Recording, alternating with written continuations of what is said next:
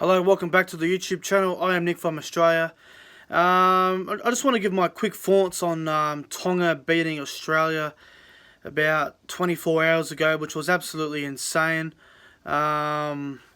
Well, if you watch on NRL on 9 on the YouTube page, Andrew Johns' little show, Immortal Behaviour. About a year ago, Andrew Johns said Tonga will beat Australia in the next 10 years. And I believed him. I said, he probably will. They probably will beat us in the next 10 years. But they won't do it until they get a recognised halfback. And they still didn't have a recognised halfback. They played Tui Lolohea halfback and they played Katoni Staggs at 5'8". And for Tonga to win, they had to start well. And they did that. They got the first try with Will Hopewade. And it was absolutely incredible watching it live on TV. The crowd, all the red and white, all the Tongans, and I thought it was absolutely outstanding to see Tonga beat Australia. I'm not gonna lie, I was kind of hoping Tonga would beat us because no one's really been on Australia's level the last couple of years. New Zealand haven't really showed that they are going to beat us, and England are a bit of all over the place at the moment. So I just think, it's really good to see a team knock off Australia. Will it happen again? Probably not for another 5 years. I don't think Australia will be getting beaten again for another 3 to 5 years. I don't know if Tonga will be able to back it up whenever we play them again next year. But I thought Australia, very disappointing. There's about 3 or 4 players that I can easily shit on. Let me go through it. Cameron Munster, he was absolutely shit. His shoulder injury that he's been carrying for a while, he needs to get surgery on it. I think it's a mess. It's not the same player. Who else can I criticise? Daly Cherry Evans was awful. Probably the worst game he's ever played for Australia. Jack Whiten at right centre just does not work. He gets sucked in all the time when the defence comes at him, and he gets nervous. And Michael Jennings gave him a bath yesterday. Jenko was absolutely all over him. And the other one I want to criticise, Latrell Mitchell. He was absolutely horrendous. Reminded me of his State of Origin Game 1 game for New South Wales when he went missing. And I thought Latrell Mitchell was absolutely terrible yesterday against Tonga. He needs to take a good hard look at himself, I think, Latrell.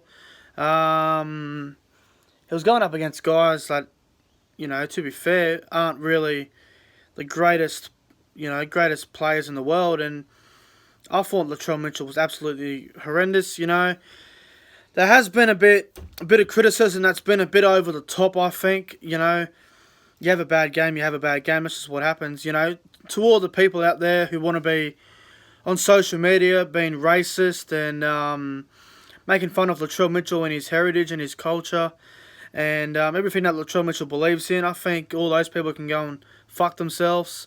I believe he had a bad game and I think he needs to be dropped. I think he needs to take a good hard look at himself, Latrell. But to anyone out there who wants to be racist or say some things like, I'm not going to say it on here, but, people who want to go out there and be racist to Latrell Mitchell and his Indigenous heritage, well, to all those people, they can all go and get fucked. You don't make fun of people's heritage and their culture. You don't do that. But what I will say about Latrell, good on him for sticking up for himself, and he's very passionate in what he believes in, and he did have a really bad game, but at the end of the day, you got to think of it too for rugby league players. They've been training since last November. If you look at it for Latrell's perspective, went back to preseason training late November going into December, and they had he had the All-Stars game, plus he had preseason training, and then he played all season. Didn't really rest too much, so you'd think he'd be a little bit drained. But you have a bad game, you have a bad game. He was shocking yesterday, but Australia were bad. They were just flat as they can get. And Tonga's defence, it was absolutely exceptional. And I just think they deserved to win the game. Australia, they didn't show much pride in the jersey, unlike Tonga did. I think Gus Gould said it in the call. Australia weren't playing for the jersey. Tonga were. And he's spot on. But anyway, that's just my thoughts on the Tonga versus Australia game.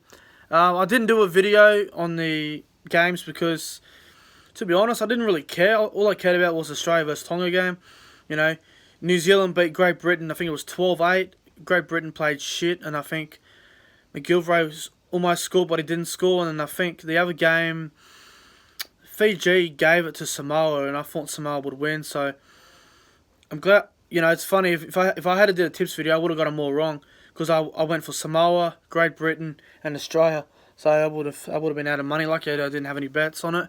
Anyway, they're my thoughts on Australia versus Tonga. Tonga were the better team.